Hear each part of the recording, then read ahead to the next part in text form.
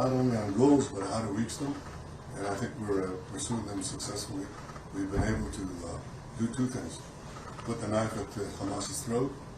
That was the military effort by Israel.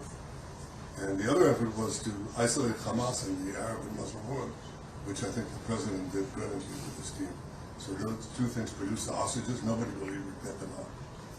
Mr. Prime Minister, will you allow Turkey on the question of the terms, I think, let me quote the Vice President yesterday. He said that I have very strong opinions on that.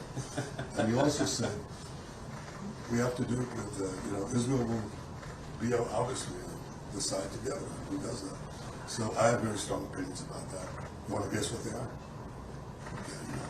Yes, Vice President, can you comment on why you've done insurrection Israel's decision? I would address that. So, look, we don't want in Israel, we don't want a vassal state, and that's not what Israel is. We don't want a client state, and that's not what Israel is. We want a partnership. We want an ally here. And the president believes very strongly that if Israel honestly, with our Gulf Arab allies, can play a very positive leadership role in this region, to where, frankly, the United States can care less about the Middle East because our allies in the region are giving up and taking control and taking ownership of their area of the world. Now, that doesn't mean we don't have interest here. That doesn't mean we don't care about what happens here.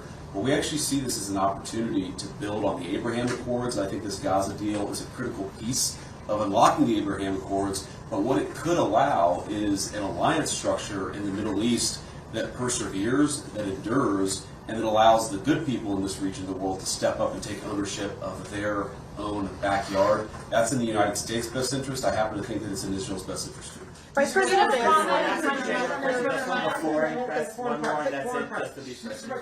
Vice President Vance, you say that the ceasefire isn't on the verge of collapse, but why is it that the president sent Jared Kushner, Steve Witkoff, now yourself, and then Secretary of State Marco Rubio to Israel this week, if that's not the case? And if I could, you said that there were joint agreements between the two of you today. Could you please explain what those were? Well, to answer your question, look, this thing takes monitoring and it's going to take a lot of work. I was in the CMCC, which we opened up yesterday. A lot of our Israeli friends working together with a lot of Americans to actually mediate this entire ceasefire process, to get some of the critical infrastructure off the ground, from the international security force to some of the reconstruction in Gaza. It's not easy. I never said it was easy, but what I am is optimistic that the ceasefire is going to hold and that we can actually build a better future in the entire Middle East. But that requires some work. So it's not about monitoring in the sense of, you monitor a toddler.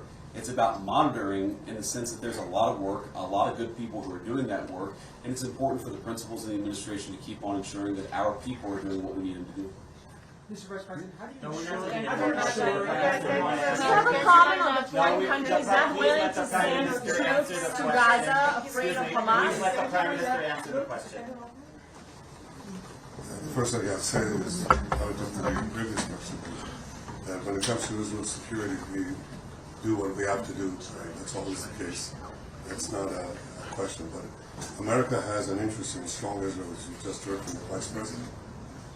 And Israel has an interest in strong America.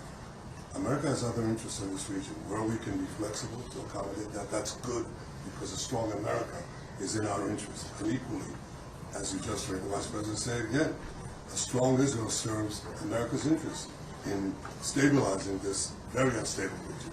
And you can't stabilize it without a strong Israel.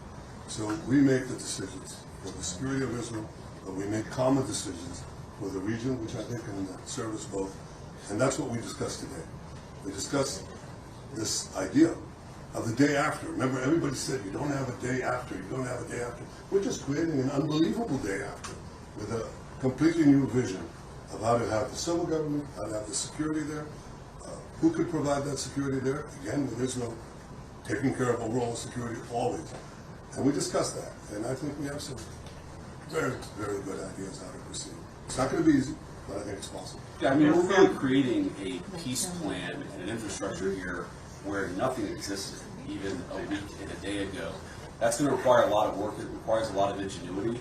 But again, I just, having seen what's already been built in just the past 7 days, I think that we're on an incredible pathway here to do something that has never been done.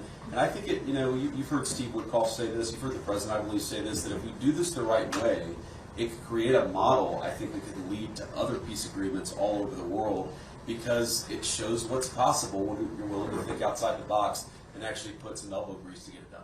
A comment on the report that other countries are not willing to send forces to Gaza. Press, thank you very much.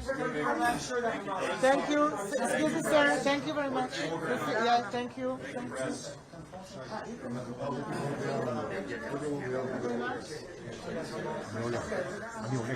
you.